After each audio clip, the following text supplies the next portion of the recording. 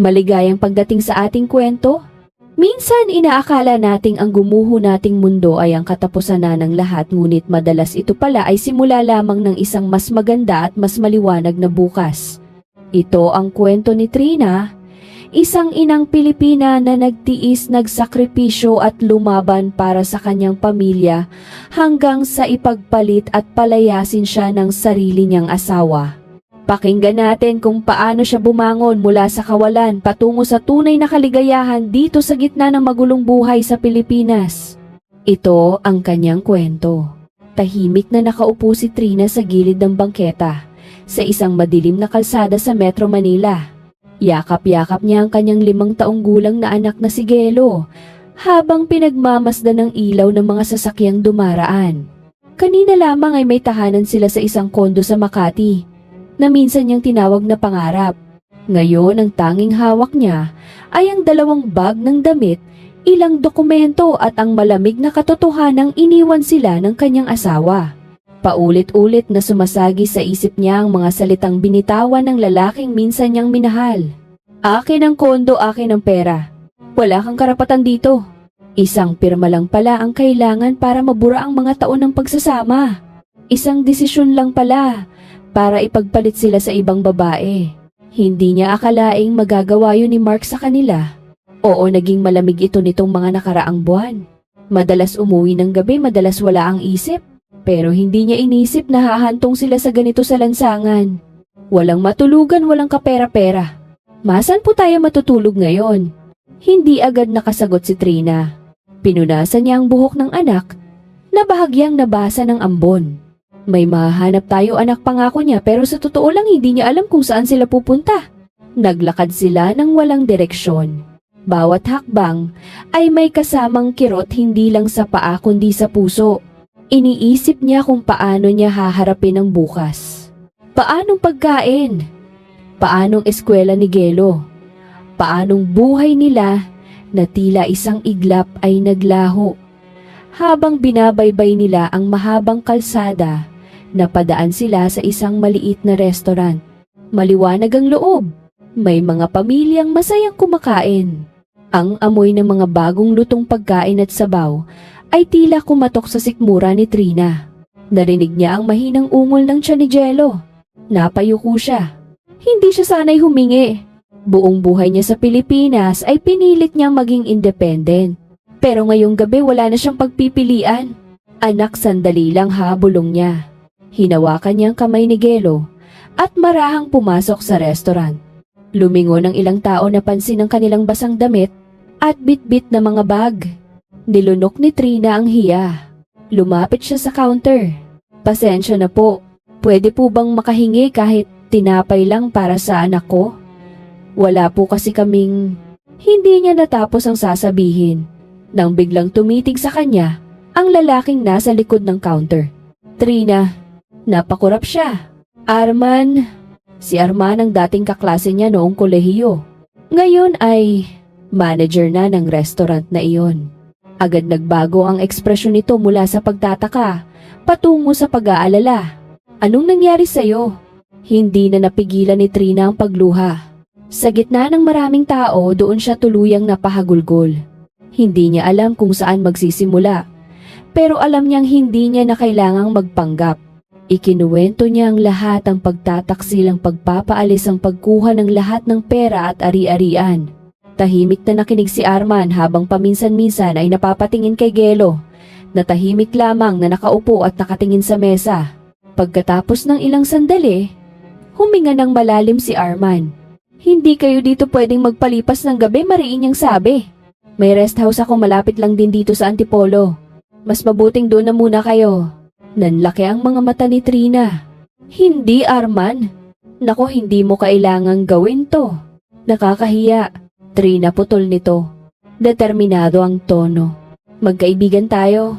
Huwag mo nang unahin ang hiya. Mas kailangan ng anak mo ng masisilungan ngayon. Okay? Tumalikod ito sandali at may kinuha sa drawer. Ilang segundo lang ay iniabot niya ang isang maliit na susi na may nakasabit na kahoy na keychain. Ditong address, sabi niya habang sinusulat sa papel. May pagkain sa ref. may tubig. Ligtas doon. Manatili kayo hanggat kailan nyo gusto. Hindi makapaniwala si Trina. Nanginginig ang kamay niyang tinanggap ang susi. Maraming salamat, Arman. Hindi ko alam kung paano. Hindi mo kailangang bumawi. Kusa kong itinulong yan.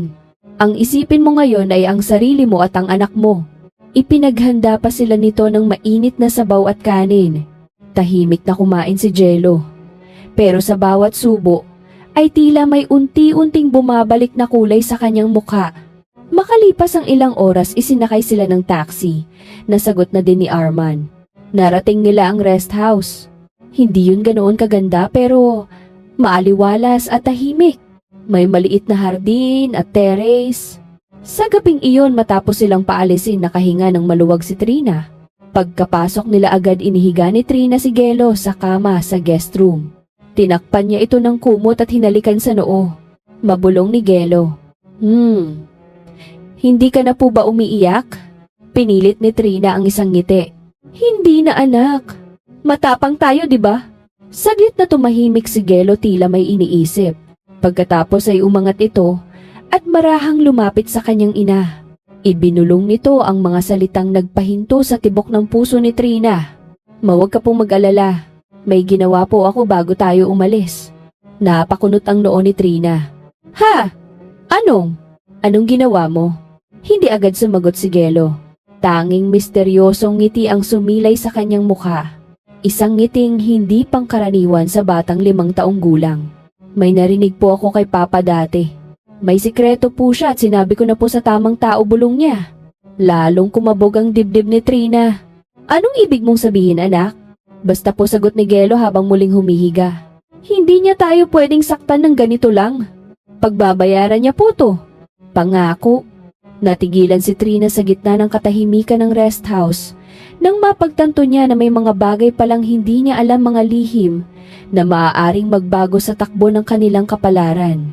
Tumingin siya sa natutulog na anak. Sa gabing iyon, sa kabila ng sakit at pagtataksil, may maliit na apoy ng pag-asa na muling sumiklab sa kanyang dibdib.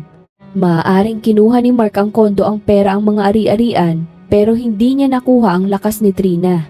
Hindi niya nakuha ang talino at tapang ng kanilang anak.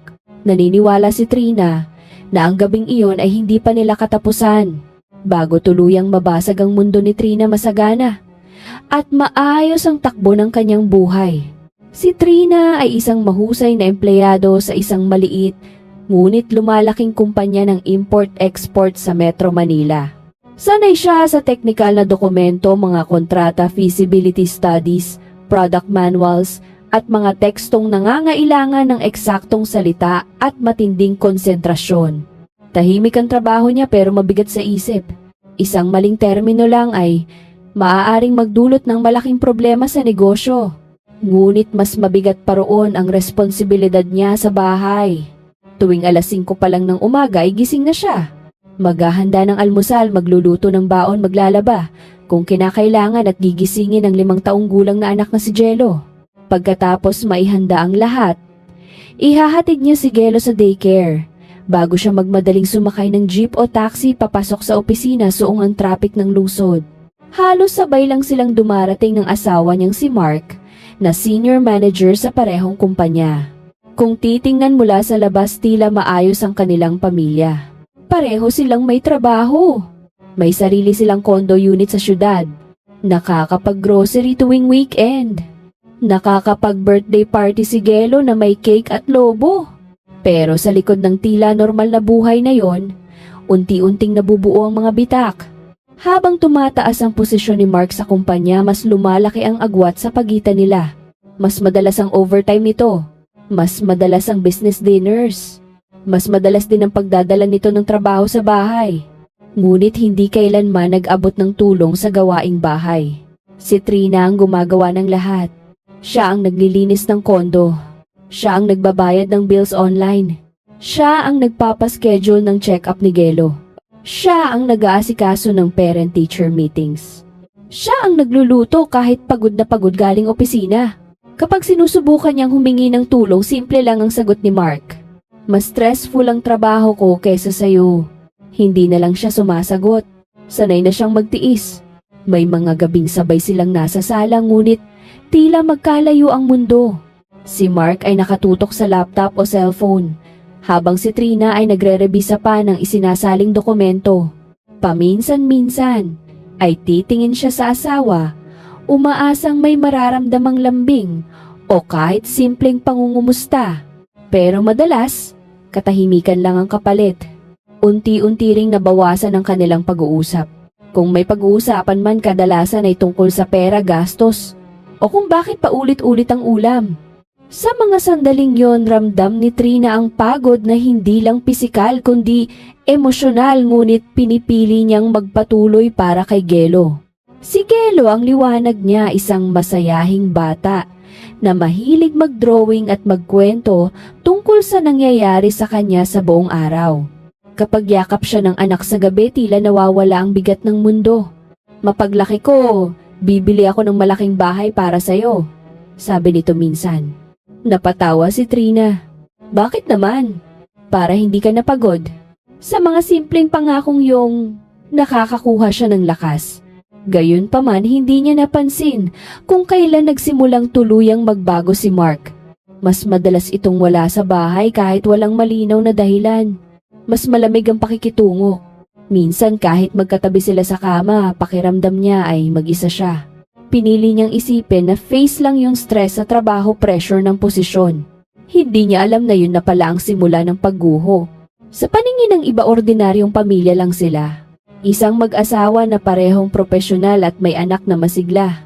Ngunit sa loob ng kanilang kondo sa likod ng mga pader, na puno ng litrato at dekorasyon, unti-unting nawawala ang init.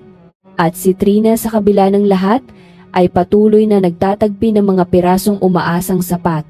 Umaasang sapat pa ang pagmamahal upang panatilihing buo ang kanilang tahanan. Hindi niya alam na darating ang araw na ang lahat ng iyon ay kukunin sa kanya at ang ordinaryong buhay na pilit niyang pinanghahawakan ay magiging isang alaala na lamang. Maulan ng umagang iyon ng Setyembre, yung tipong walang tigil ang patak ng ulan na parang may hinahabol na lungkot sa Metro Manila. Sa loob ng opisina, tahimik ngunit tensyonado ang paligid. Nakayuko si Trina sa kanyang laptop, abala sa trabahong kailangan na niyang tapusin ng araw na yon, nang biglang umilaw ang kanyang cellphone sa mesa. Napakunot ang noo niya. Hindi naman karaniwang tumatawag ang daycare sa ganitong oras. Agad niyang sinagot, "Hello, Mami Nerva? Mrs. Cruz, pasensya na po kung napatawag kami. Si Gelo po kasi." May bahid ng pag-aalala ang boses sa kabilang linya. Parang biglang bumilis ang tibok ng puso ni Trina. "Ano pong nangyari kay Gelo?" "May lagnat po siya. Kanina pa po naming binabantayan. Nasa 39 degrees Celsius na po at hindi bumababa kahit nabigyan na namin ng first aid. Matamlay po siya at iniindang matinding sakit ng ulo." 39, halos pabulong niyang ulit. "Kanina po ba siya nagsimula?" "Mga 1 oras na po. Hindi na rin siya nakikipaglaro. Nakahiga lang po siya at umiiyak." Narinig ni Trina ang mahinang iyak ng anak sa background. Parang may kumurot sa dibdib niya. "Papunta na po ako. Pakiusap po, bantayan niyo siya. Huwag niyo po siyang pababayaan." "Opo, hihintayin po namin kayo." Pagkababa ng tawag, ilang segundo siyang natigilan. Nakatitig sa screen ngunit wala nang nababasa. Deadline, file, terminolohiya, lahat yon biglang nawala ng saysay. Tumayo siya agad at tinungo ang opisina ng direktor. Bahagyang nakabukas ang pinto. Kumakatok pa lang siya nang marinig niya ang boses sa loob. "Come in." Pumasok siya at nakita si Ginoong Arthur Reyes. Tahimik na nagre-review ng mga papeles. Nang makita ang mukha ni Trina, agad itong napakunot. "Trina, may problema ba?" "Sir," nanginginig ang boses niya. "Tumawag po kasi ang teacher ni Gelo sa daycare. Si Gelo po may 39 degrees Celsius na lagnat. Hindi daw bumababa, matamlay at masakit ang ulo." Agad nagbago ang ekspresyon ni Arthur mula sa pagiging abala tungo sa seryosong pag-aalala. 39! That's high. "Opo, sir. Kailangan ko pong sunduin siya ngayon." Hindi na siya nakapagsalita pa nang tuluyang mangilid ang luha sa kanyang mata. Hindi dahil sa takot lamang kundi sa guilt. Nasa opisina siya, habang ang anak niya ay may sakit. Tumayo si Arthur mula sa upuan. "Trina, wag mo nang isipin ang trabaho ngayon. Go!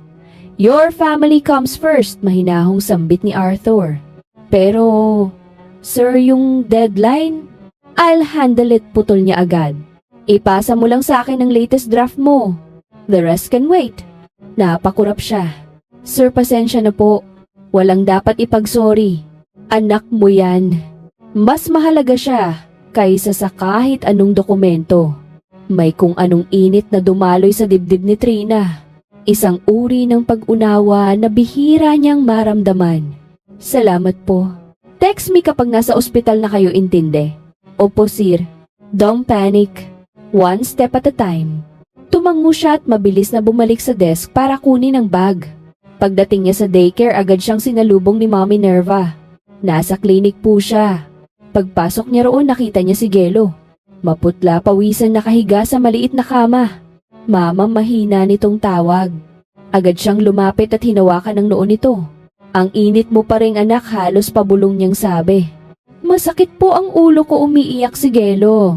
Nandito na si Mama. Gusto ko na po umuwi. Napapikit si Trina. Uuwi tayo sandali pero kailangan nating pumunta sa ospital. Okay. Hospital po. Ayoko po ng injection, Mama. Hinaplos niya ang buhok nito at pilit pinapakalma. Hindi kita pababayaan, anak. Nandito lang si Mama. Okay. Pagdating sa kondo, sinubukan niyang pababain ng lagnat gamit ang cold compress. Ngunit makalipas ang isang oras, umakyat pa ito sa 39. 5 degrees Celsius naging sanhi upang magsuka na rin si Gelo. Doon na tuluyang nanghina si Trina. Kinuha niya ang cellphone at agad tumawag sa emergency hotline. Emergency services. What's your situation? My son? Nanginginig ang boses niya. 5 years old. High fever. 39. 5 vomiting, severe headache. Stay calm, Mom. We're sending paramedics. Keep him lying on his side. Habang hinihintay ang ambulansya, yakap-yakap niya si Gelo. Mawag mo po akong iiwan, mahina nitong sabi. Hindi anak, hindi kita iiwan. Umiiyak na siya ngayon. Pagdating sa emergency room sa isang malaking ospital, mabilis ang kilos ng mga nurse. Vitals utos na isang staff. BP, dropping slightly. Prepare blood test. Pinisil ni Gelo ang kamay ng ina habang kinukuhanan ng dugo. Mamasakit. Sandali lang anak. Konting tiis. Ilang oras ang lumipas bago lumapit ang doktor. Mrs. Cruz tawag nito. Opo. Kailangan natin siyang i-admit for further observation. Napaupo siya. Doc, seryoso po ba? Kailangan pa nating magsagawa ng mas malalim na pagsusuri. Nanginginig siyang tumango. Sa gilid ng kama habang tulog si Gelo matapos ang gamot, tinawagan niya si Mark upang ipaalam ang kalagayan ng anak. Hello, malamig. Ang boses nito. Si Gelo nasa ospital. Mataas ang lagnat. Inadmit siya. Saglit na katahimikan. Anong sabi ng doktor? Hindi pa sigurado. Under observation pa? May meeting ako ngayon. Pupunta ako mamaya, sagot nito. Mamaya. Hindi niya napigilang ulitin. Busi ako, Trina. Hindi ko pwedeng iwan basta ang trabaho ko. Napapikit siya. Anak mo to, Mark. Pupunta ako kapag tapos na. Okay? Naputol na ang tawag. Napatingin na lang si Trina sa anak. Ilang minutong lumipas bago siya nakatanggap ng text mula kay Arthur at kinakamusta ang anak niya. Hindi niya alam kung bakit pero napaiyak siya lalo. Makalipas ang isang oras, lumabas muli ang doktor at pinatawag siya sa loob ng consultation room. Seryoso ang mukha nito habang hawak ang makapal na folder ng resulta. Mrs. Cruz, mahinahon itong panimula. Kumpleto na ang lab result ni Gelo. Dok, ano pong meron sa anak ko? Sandaling tumahimik ang doktor bago nagsalita. Meron siyang systemic juvenile idiopathic arthritis. Napakurap si Trina. Arthritis po. Pero bata pa siya. Oo, kilala rin ito bilang Still's disease. Isa itong autoimmune condition. Ibig sabihin ang sariling immune system niya ang umaatake sa malulusog na bahagi ng katawan lalo na sa mga kasukasuan. Parang hindi niya agad naiintindihan. So gumagawa ng sakit ang sarili niyang katawan. Tumango ang doktor. May dahilan po ba? Nagawa ba ako? Wala kayong kasalanan. Hindi pa rin malinaw ang eksaktong sanhi nito. Hindi ito dahil sa pagkain. Hindi dahil sa pagpapalaki. Walang dapat sisihin. Ngunit hindi mapigilan ni Trina ang pagluha. Ano pong mangyayari sa kanya? Chronic condition ito? Kailangan ng pangmatagalang gamutan, anti-inflammatory drugs, immunosuppressants at kung kinakailangang biologic medications. Kailangan din nating bantayan ang kanyang mga organs. Parang bawat salitang binabanggit ay may kasamang bigat. Magiging normal pa po bang buhay niya? Nanginginig niyang tanong. May mga batang nakakakontrol nito at nakakapamuhay ng maayos. Pero kailangan ng disiplina. Mahigpit na schedule ng gamot, regular check-up sa rheumatologist at higit sa lahat iwas sa impeksyon. Napaisip si Trina. Paano ang trabaho niya? Paano ang kita? Paano ang gastos sa gamot? Gaano po kami katagal dito? Mahina niyang tanong. 3 to 4 days pa for observation. Kailangan nating siguraduhin na bumababa ang inflammation. Ilang segundo siyang hindi nakapagsalita. Ang naririnig lang niya ay ang tibok ng sariling puso. Pagbalik niya sa kwarto, nakita niya si Gelo na nakaupo sa kama. May nakakabit na swero sa maliit niyang braso. Mama, pwede na po ba tayong umuwi? Bahagyang ngumiti ang bata. Umupo siya sa gilid ng kama at niyakap ito ng mahigpit. Konti pa anak, kailangan ka pa nilang bantayan. Bakit po ako may sakit? Doon tuluyang nadurog ang puso ni Trina. Paano mo ipapaliwanag sa 5 taong gulang na ang sariling katawan niya ang kalaban niya? Sa ngayon anak, mas makakabuti sa'yo na dumito muna tayo ng mga ilang araw. Sumunod na lang tayo sa sinasabi ng doktor sa'yo.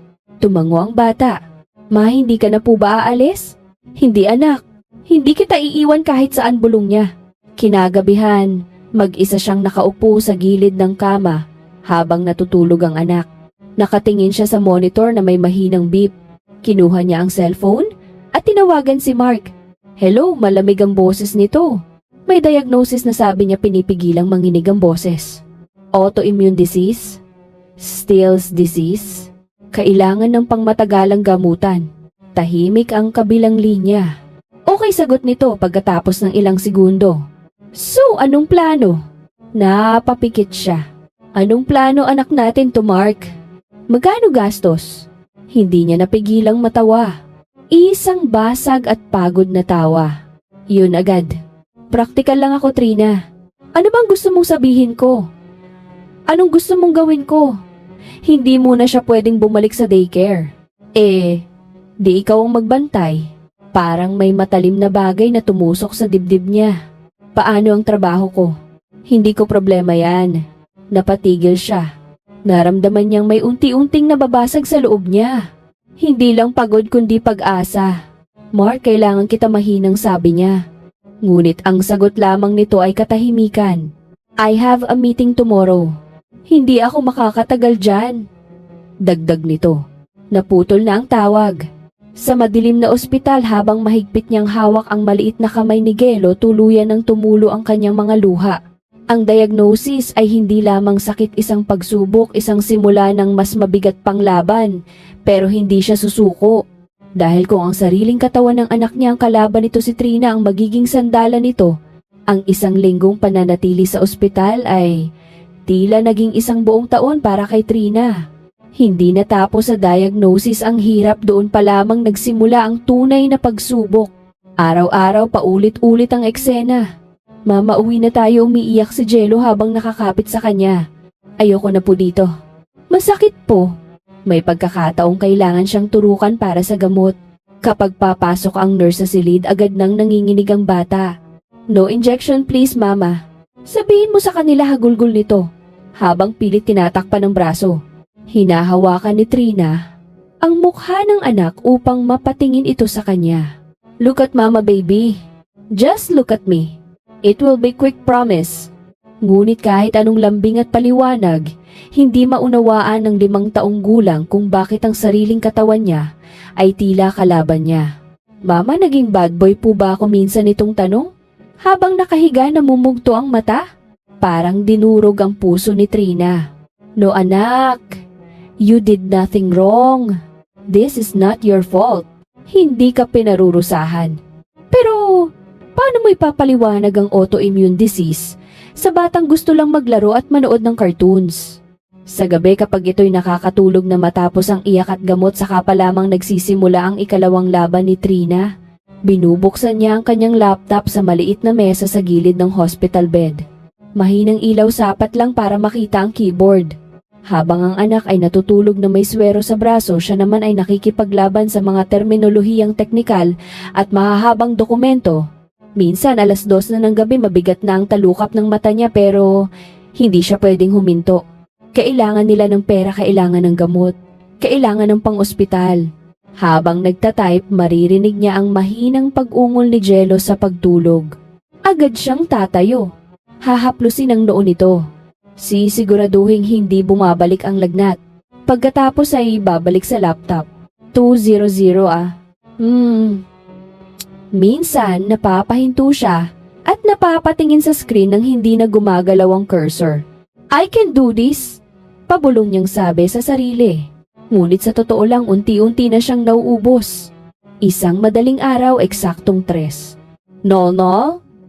Ame? Matapos niyang isend ang huling bahagi ng dokumento, tumunog ang cellphone niya at lumitaw ang pangalan ni Arthur. Napakunot ang noo niya. Gising pabulong niya bago sagutin ang tawag. Oh, hi. It's already 3? No? M? Are you even sleeping? Napahinto siya. Hindi niya inaasahan ang ganitong tawag. Katatapos ko lang po kasi gawin yung mga dokumento na need nyo, sir eh. Tsaka nasa ospital pa din po kasi kami ng anak ko. Trina, listen to me. Your son needs you healthy. If you collapse, who will take care of him? Napakagat siya sa labi. We can set up a flexible schedule. Work when you can. No pressure on deadlines for now. I'll talk to the clients. Don't worry about it. Dagdag pa nito. Napaluha siya sa harap ng screen. Sa loob ng 1 linggo, puro pagod, takot at paninisi ang naririnig niya mula sa sarili at minsan mula sa asawa. Ngunit sa sandaling iyon, may isang taong nagpapalakas pa rin ng loob niya at nagpapakita ng pangunawa. Hindi niya napigilang mapangiti sa gitna ng pagod. Walang imposible para sa isang inang lumalaban para sa anak, kahit siya mismo ay unti-unti nang nababali sa bigat ng pasan. Pagkalabas nila ng ospital, inakala ni Trina na kahit papaano ay gagaan ng lahat. Hindi pala. Ang kondo na dati tila komportableng tahanan ay naging isang lugar nang walang tigil na pagod. May alarm siya halos bawat 2 oras para sa gamot ni Gelo. May notebook siyang puno ng schedule.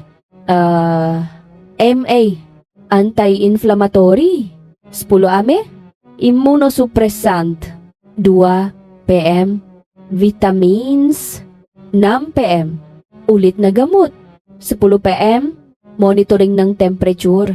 Hindi maaaring magkamali. Sa pagitan ng mga oras na yon siya ang nagluluto, naglilinis, naglalaba, nagdi-disinfect ng mga surface, at sumasagot sa emails ng trabaho. Sa sala may maliit na mesa kung saan siya nagsiset up ng laptop habang naglalaro si Jello sa sahig. Mahina pa. Hindi na tulad ng dati.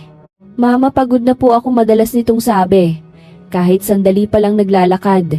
Sige, pahinga muna tayo, agad niyang sagot. Kahit may deadline siyang hinahabol. Pero hindi yun nakikita ni Mark. Isang gabi habang naghahain si Trina ng hapunan, simpleng tinola, na ininit niya lang mula kahapon, ilang sandali pa dumating na si Mark bandang 9:00. Yan na naman reklamo nito agad pag upo sa mesa. Parang may 3 beses na tayong may sabaw this week. Napahinto si Trina. Madali lang din kasing kainin, tsaka mas kailangan ni Gelo ng malambot na pagkain. Umiling si Mark. Pwede namang iba. Nakakasawa na yan. Tumingin si Trina sa lababo. Puno ng hugasin. Sa sahig may mga laruan. Sa sofa nakalatag ang mga damit na hindi pa natutupi. Gusto niyang sumagot pero ang nasabi lang niya, "Pagod lang ako, Mark. Lahat tayo pagod." Malamig nitong tugon, hindi na ito naghapunan at nagdiretso na sa silid upang magpahinga. Kinabukasan habang pinapainom niya ng gamot si Gelo, narinig niya ang boses ni Mark mula sa banyo. Trina. Oo. Sagot niya mula sa kwarto. Nang kapal ng alikabok dito sa shelf. Hindi mo ba nililinis? Napapikit siya. Nililinis ko, baka hindi lang napunasan kahapon. Ganoon ba kahirap maglinis? May halong sarkasmo. Gusto niyang tumawa o umiyak. Maghapon akong may schedule ng gamot ni Gelo, may trabaho pa ako. Sagot niya, pilit na kalmado. Excuses, bulong ni Mark bago isara ang pinto. Napailing na lang si Trina. At napapikit ng matagal, dala ng halo-halong emosyon. Pinakamasakit na parte, bilang isang ina, ang mga gabing kailangan niya ng tulong, pero hindi man lang ito nag-atubili o magkusa man lang. Makalipas ang 1 oras, Mark, sabi niya habang hawak ang thermometer. Pwede mo bang bantayan si Gelo sandali? May urgent lang akong tatapusin sa laptop. Hindi man lang ito tumingin sa kanya mula sa cellphone. I have an early meeting tomorrow. 5 minutes lang. Hindi ako pwedeng mapuyat. Napatingin siya sa orasan. 10:00 na ng gabi. Ako ba, sa tingin mo hindi ba ako napupuyat ng lagay na? Tumahinang tanong niya. Nilingon siya ni Mark, iritado. Trina, ikaw ang nag-insist na magtrabaho pa rin. Huwag mo sa aking isisi kung pagod ka. Parang may kumalabog sa loob niya. Hindi ko ini-insist. Kailangan natin ng pera. Ako ang mas malaking kinikita. Focus ka na lang sa bata kung hindi mo kayang pagsabayin. Hindi na siya nakasagot. Unti-unti ring nagbago ang routine ni Mark. Dati 7:00 p.m. Nasa bahay na ito. Ngayon 9:00 p.m. Odesit? Niche pa. Aim na ito halos umuwi. May client meeting ang madalas na dahilan nito. Doon nagsimula ang mas madalas nilang pagtatalo. Parati ka nalang reklamo. Sigaw ni Mark isang gabi. Parang ako may kasalanan kung bakit may sakit ang anak natin. Nanlaki ang mga mata ni Trina. Hindi ko sinasabi yan. Pero ganyan ang tono mo. Ang tono ko, Mark, mag-isa akong gumagawa ng lahat-lahat. Drama ka na naman, malamig nitong sagot. Tahimik na nakatayo si Gelo sa may pintuan ng kwarto, nakatingin sa kanila. Agad itong napansin ni Trina at lumapit sa anak. Okay lang kami ni Papa, pilit niyang sabi habang niyayakap ito. Pero alam niyang hindi okay. At habang sinasabi niya yon, unti-unti nang sumisikip ang dibdib niya. Hindi lang pagod, hindi lang stress, kundi ang malinaw na pakiramdam na unti-unti na siyang nag-iisa sa loob ng sarili niyang tahanan. Sa araw, isa siyang nurse. Sa gabi, isa siyang empleyado. At sa pagitan ng lahat, isa siyang asawang hindi na nakikita, hindi na naririnig. At habang dumarami ang argumento, habang lumalayo ang loob ng asawa niya, habang lumalakas ang katahimikan sa pagitan nila, may bahagi sa kanya ang unti-unting napapagod, hindi lang sa responsibilidad, kundi sa pagmamahal na tila siya na lang ang may dala.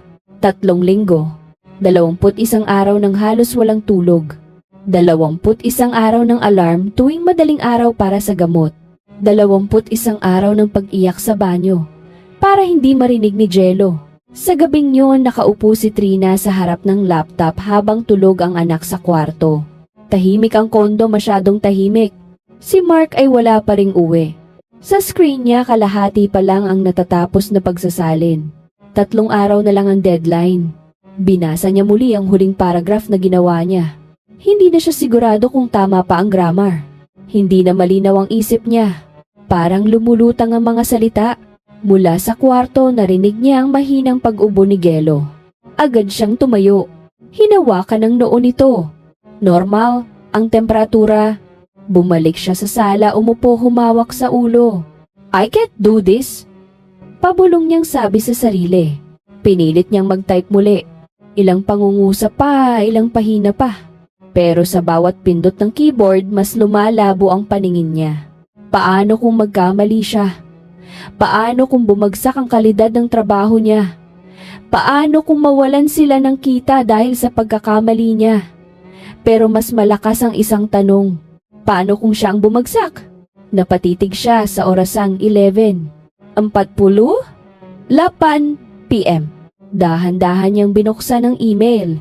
Nanginginig ang mga daliri niya habang nagtatype. Huminto siya sandali huminga. Nang malalim saka isinend ang resignation letter sa email ni Arthur. Pagkatapos noon tuluyan siyang napaiyak. Hindi dahil ayaw niya ang trabaho niya kundi dahil yun ang huling bagay na hawak niya na para sa sarili niya. Kinabukasan habang naghahanda siya ng almusal lumabas si Mark mula sa kwarto. Maayos ang suot may hawak na phone. Tahimik siyang naglagay ng kape sa tasa nito. Mark mahinahon niyang simula. Hindi ito tumitingin abala sa pag-scroll. Nag-resign na ako.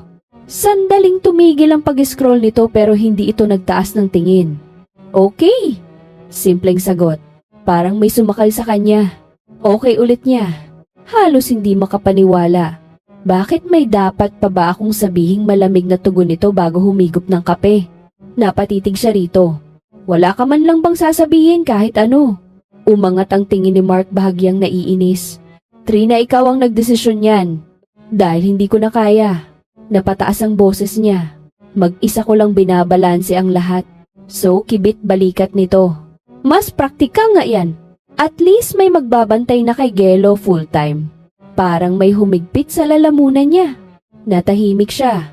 Gusto niyang isigaw pero hindi na niya sinabi. Inubos ni Mark ang kape, tumayo at kinuha ang susi ng kotse. I'll be late tonight, sabi nito at umalis. Naiwan si Trina sa kusina, nakatayo sa gitna ng katahimikan. Parang may kulungan sa dibdib niya. Walang paghingi ng tawad. Walang pagkilala sa kanyang sakripisyo. Sa sandaling yon, hindi lang trabaho ang nawala sa kanya. Naramdaman niyang pati ang halaga niya bilang asawa ay nawala rin. Umupo siya sa mesa at tinakpan ng mukha. At sa pagkakataong yon, naramdaman niyang wala na siyang maaasahan kundi ang sarili na lang. Isang ordinaryong Martes. Walang kakaiba sa umaga. Parehong katahimikan sa pagitan nila ni Mark bago ito umalis. Bandang hapon habang natutulog si Jello, sinimula ni Trina ang paglalaba. Isa-isa niyang inilabas ang mga damit mula sa hamper, mga polo medyas sando. Pagdating sa isang puting sando, napahinto siya. May matingkad na pulang mantsa sa kwelyo. Hindi basta mantsa. Kolorete, matingkad, halos dugo ang kulay. Hindi siya gumagamit ng ganoong shade. Simula nang magkasakit si Gelo, bihira na nga siyang mag-ayos. Kung maglalagay man siya nude o light pink lang, hindi ito kanya. Nanlamig ang mga daliri niya. Pinagmasdan niya yon ng matagal. Umaasang may ibang paliwanag. Baka tinta, baka saos. Pero alam niya. Alam ng isang asawang matagal nang nakakaramdam ng kakaiba. Naalala niya ang mga late nights ang pag-uwi ng 9, 0, 0, days, 0, 0 p.m. Ang maagang pag-alis, ang pagtanggi sa weekend outings, ang pagiging iritable, ang pagiging malamig. Unti-unting nagdikit-dikit ang mga piraso. Napaupo siya sa sahig ng laundry area, hawak ang sando.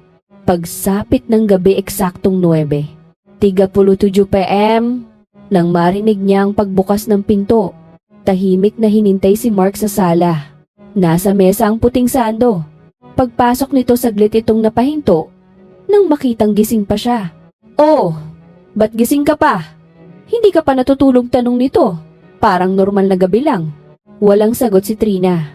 Kinuha niya ang sando at walang salitang inihagis yun kay Mark. Tumama yun sa dibdib nito at nahulog sa sahig. Ano to, kunot noong tanong nito. Sabihin mo sa akin, mahinahon, pero nanginginig ang boses ni Trina. Pinulot ni Mark ang sando, tumingin sa kwelyo. Pero bakas sa mukha nito, na hindi man lang ito nagulat, hindi ito nag-deny. Hindi ito nagtanong kung anong iniisip niya. Sa halip na pabuntong hininga ito, so nakita mo na malamig nitong sabi? Parang may bumagsak na mabigat sa dibdib ni Trina. Ano? Yan lang masasabi mo? Wala ka man lang bang paliwanag o kahit anong pagtanggi man lang? Ganyan ka na lang. Hindi ito sumagot agad. Inilapag nito ang bag. Tinanggal ang relo. At ano bang ine-expect mo? Anong gusto mong sabihin ko? Ipaliwanag ko sa'yo. Biglang sabi ni Mark, tila napuno.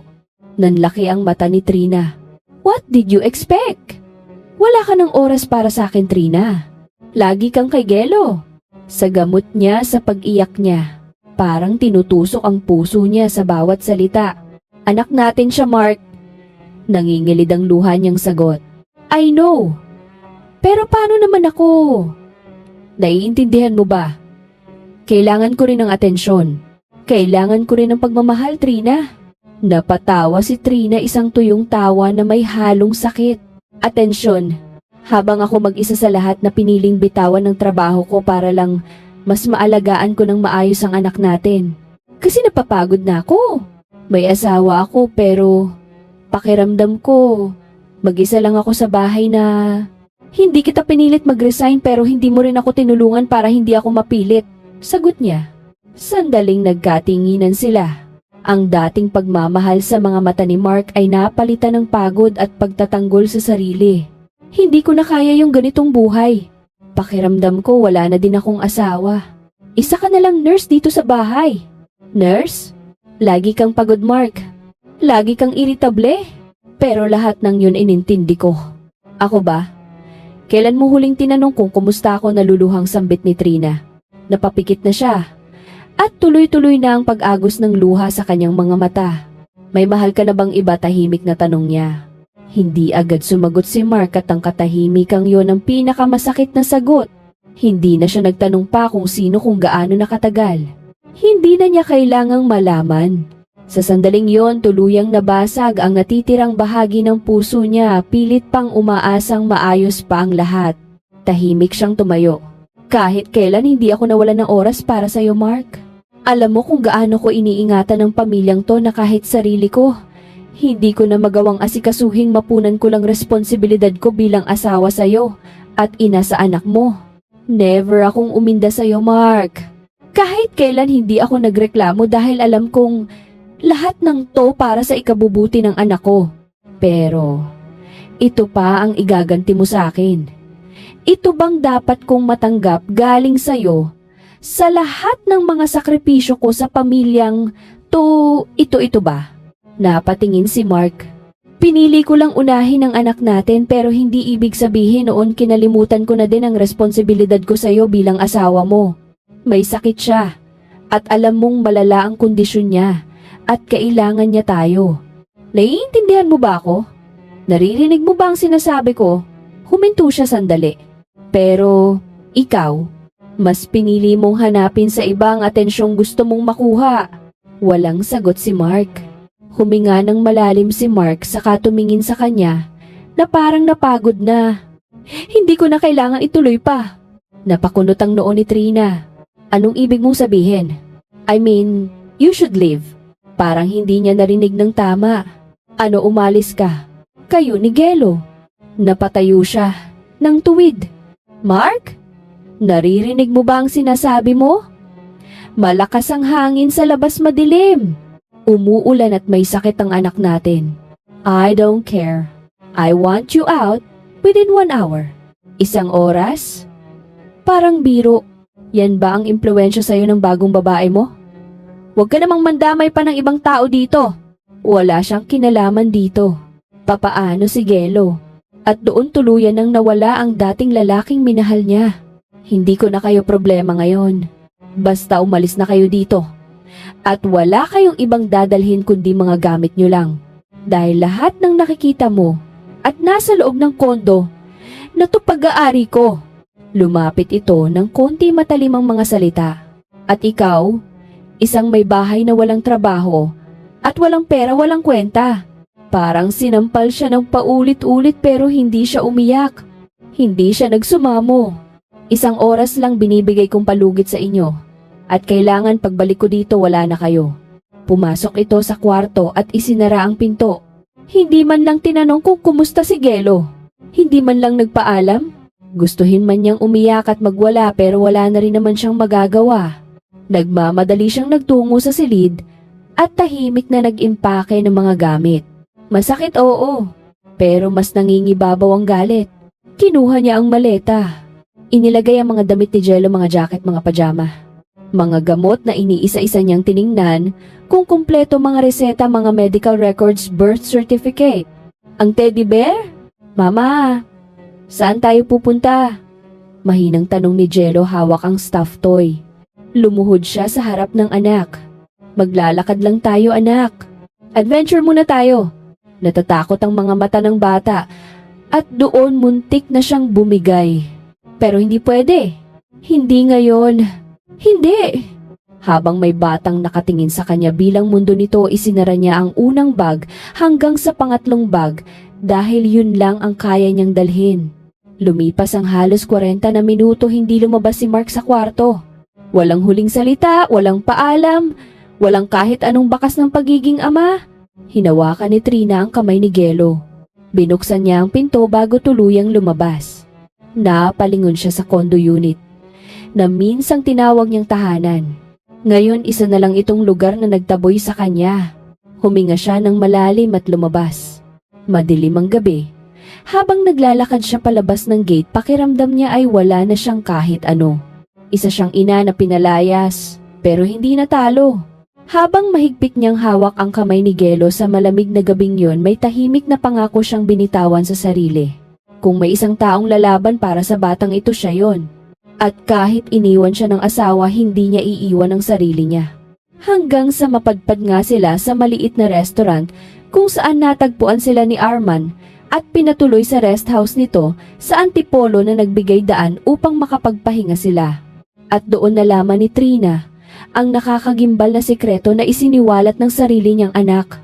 Kinabukasan, habang naghahanda siya ng gamot ni Gelo sa kusina ng rest house, biglang nagtanong ang bata, "Mama, hindi po ba susunod sa atin si Papa?" Kumirot ang puso ni Trina sa narinig niya. Hindi niya alam kung paano ito ipaliliwanag sa bata. Huminga siya ng malalim bago harapin ang anak. Tumawag siya kanina, anak. Kinakamusta ka? Gusto ka nga niyang makausap kaso sabi ko tulog ka pa. Huwag kang mag-alala, anak. Uuwi din si Papa sa atin. Pero ang sumunod na tanong nito ang nagpagimbal sa kanya. Mama, masama bang magnakaw? Natigilan siya. Oo, anak. Masamang gawain yun. Bakit mo natanong? Kapag kumuha ng pera sa company tapos magpe-pretend na may documents, masama din po ba yun? Parang nanlamig ang likod niya. Anak, ano bang pinagsasabi mo? Saan mo ba narinig yan? Maingat niyang tanong. Tahimik si Gelo sandali, parang inaayos ang alaala. Nung nasa kondo pa po tayo, narinig ko si Papa sa phone. Sabi niya, kapag na-approve ang fake documents, hindi nila malalaman. Tapos tumawa siya. Huminto ang mundo ni Trina. Sigurado ka ba sa narinig mo nanginginig ang boses niya? Tumango si Gelo. Nasa kwarto po ako ng mga oras na yun. Hindi niya po ako nakita. Sabi pa po niya, malaking halaga daw po yun pag nakuha niya at tapos na problema niya. Napahawak siya sa mesa. Lihim na proyekto. Fake documents, malaking pera. Biglang nagdugtong ang lahat. Ang kumpiyansa ni Mark ang pagmamataas. Ang biglaang pagtaboy sa kanila na parang may backup plan na ito. Mama, maingat na sabi ni Gelo. Anak, tinawagan ko po si Tito Arthur. Parang tumigil ang paghinga niya. Anong sabi mo? Nung nasa banyo ka po kagabi, kinuha ko pong phone mo. Tinawagan ko si Tito Arthur kasi siya yung mabait nung nag-email sa'yo. Hindi niya alam kung matatawa o matatakot. Anong sinabi mo sa kanya? Sinabi ko po lahat ng narinig ko. Sabi ko, Tito Arthur, si Papa po. Si Papa ko po gagawa ng fake papers para kumuha ng money sa company. Tapos sinabi ko po kung kailan niya sinabi at kung anong eksaktong words. Napaupo siya. 5 taong gulang. Naaalala ang detalye, tinawagan ang dating boss niya. Sumagot ba siya, anak? Mahina niyang tanong. Tumango si Gelo. Sabi po niya, "Thank you, Gelo. You're very brave." Tapos sabi niya, aalagaan niya raw po tayo. Napapikit si Trina. Hindi niya alam kung tama o mali ang ginawa ng anak niya. Pero alam niyang hindi ito nagsisinungaling. At kung totoo ang lahat, malaki ang nilalaro ni Mark. Hindi lang pagtataksil. Krimen. Mama, ayoko pong makulong si Papa pero ayoko rin pong magnakaw siya. Ba't po yun? Yumuko si Trina at niyakap ang anak ng mahigpit. Hindi mo kasalanan ang ginawa mo. Ang mga matatanda ang responsable sa mga desisyon nila. Sa sandaling yun na pagtanto niya, ang batang inakala niyang kailangang protektahan palagi ang siyang unang gumawa ng hakbang para iligtas sila. Hindi niya alam kung anong mangyayari kay Mark.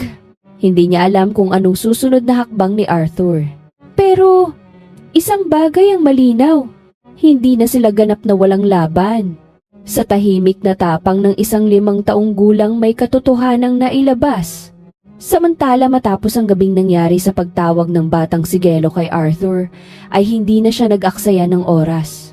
Kinabukasan pa lang matapos ng tawag ni Gelo, tahimik na naglunsad ng internal investigation si Arthur. Sinuri ang mga dokumento. Tinrace ang email approvals. Tiningnan ang mga draft na hindi pa naisusumite. Sa loob lamang ng ilang araw lumitaw ang mga irregularidad. May mga dokumentong minanipula, mga pirma na hindi tugma, may mga halagang hindi maipaliwanag. Isang linggong lumipas pinatawag si Mark sa opisina at sa parehong linggong yon tinanggal siya sa trabaho. Hindi lang basta termination, isinampa na din ang kaso sa kanya sa ilalim ng batas ng Pilipinas. Ngayon ay nakaharap siya sa legal na pinsala at dahil legal na isinampa ang kaso, isinunod ang usapin ng sustento. Hindi man ito naging madali na pilitan si Mark na magbigay ng buwanang suporta para kay Gelo alinsunod sa utos ng korte. 3 buwan ang lumipas. Sa isang komportableng coffee shop sa BGC, nakaupo si Trina sa tabi ng bintana. Maiksi na ang buhok niya, bagong gupit na bumagay sa hugis ng mukha niya. Maayos ang makeup, hindi makapal pero maganda. Sa kanyang pulso ay may manipis na gintong bracelet. Sa kanyang daliri isang engagement ring. Hindi ito flashy pero halatang mahalaga. Maya-maya may babaeng pumasok sa cafe at napahinto nang makita siya. Trina. Halos mapasigaw ito. Napangiti si Trina at tumayo. Rona, mahigpit silang nagyakapan. Si Rona ang matalik niyang kaibigan noong college. 5 taon nitong nawala sa bansa dahil sa business assignment abroad. Pagkaupo nila, hindi pa rin makapaniwala si Rona. Grabe? Ka, sabi nito, habang pinagmamasdan siya mula ulo hanggang paa. Ibang-iba ka. Ang blooming mo, ang classy. Anong nangyari? Napatawa si Trina. Ate teka, dagdag ni Rona na patingin sa singsing. Ang gas mga king bayang? Hindi agad sumagot si Trina. Naku, alam ko na. Na-promote si Mark, no? Iba talaga pag umaangat sa karir. Tahimik lang si Trina sandali. Sa loob ng 3 buwan maraming nagbago. Hindi lang estado, kundi pananaw. Rona, mahinahon niyang sabi, may kakaibang ningning sa mata. Marami kang hindi alam. Napahinto si Rona. Anong ibig mong sabihin? Hinawakan ni Trina ang tasa ng kape. Dahan-dahang umiinom. Hindi na si Mark ang dahilan kung bakit ako ganito ngayon. Napakunot ang noo ni Rona, mas lalong naintriga. Tahimik namang ngumiti si Trina habang nakatingin kay Rona. 2 buwan na kaming hiwalay ni Mark. Nanlaki ang mata ni Rona. What, akala ko? Akala ng lahat okay kami. Putol niya. Hindi na masakit banggitin ang pangalan nito pero matagal nang tapos at doon niya sinimulang ikwento ang mga sumunod na pangyayari matapos ang kaso. Pagkatapos ng investigasyon at tuluyang pagkakatanggal ni Mark sa trabaho personal na nagpunta si Arthur sa rest house hindi bilang boss kundi bilang taong nag-aalala. Hindi kayo pwedeng manatili dito ng matagal. Malayo sa ospital at kailangan ni Gelo ng regular check-ups. Nasa beranda sila ng rest house. Hawak ni Arthur ang medical file ni Gelo na siya mismong tumulong ayusin. May bahay ako sa Quezon City. Malaki at masyadong tahimik. Dagdag pa nito. Bahagyang ngumiti ito. Nag-aalinlangan si Trina noon. Ayaw niyang maging pabigat. Pero malinaw ang sagot ni Arthur. Hindi kayo pabigat at gagawin ko ang lahat para lang maprotektahan kayo. Ang bahay ni Arthur ay maluwag ngunit simple, malinis, may hardin. May maliit na swing sa likod na agad kinagiliwan ni Gelo. Sa unang gabi nila roon, inihatid ni Arthur si Gelo sa kama. Good night, champ, sabi nito. Tito Arthur, tawag ni Gelo bago ito tuluyang pumikit. Natigilan si Arthur. Unti-unti naging natural ang lahat. Si Arthur ang nagdadrive tuwing check-up. Siya ang tahimik na naghihintay sa labas ng laboratory room. Siya ang bumibili ng ice cream pagkatapos ng injection bilang reward. Kapag may lagnat si Gelo, siya ang unang kumakatok sa kwarto, dala ang thermometer. Hindi niya kailanman inagaw ang lugar ng ama pero Pinunan niya ang kawalan ng isang tunay na kasama. Isang gabi, habang pinapanood nilang maglaro si Jello sa sala, napatanong si Trina. Bakit mo ginagawa lahat ng to? Saglit siyang tiningnan ni Arthur. Dahil gusto ko. At dahil ikaw hindi ka lang ina, hindi ka lang dating empleyado ko. Huminto ito sandali. Isa kang matinong babae. Matatag, mapagmahal. At nakikita ko yon kahit noon pa. Hindi siya nakasagot agad. Unti-unti nahulog sila hindi sa biglaang apoy, kundi sa tahimik na apoy ng paggalang. Sa mga simpleng hapunan sa kusina. Sa mga tawanan habang tinuturuan ni Arthur si Gelo magbasa. Sa mga gabing magkatabi silang nakaupo sa veranda nag-uusap. Tungkol sa pangarap, hindi problema. Isang buwan bago ang pagkikita nila ni Rona sa cafe, dinala sila ni Arthur sa isang lawa sa labas ng lungsod sa Tagaytay. Maaliwalas ang araw, may picnic blanket, may basket ng pagkain. Si Gelo ang pinaka-excited.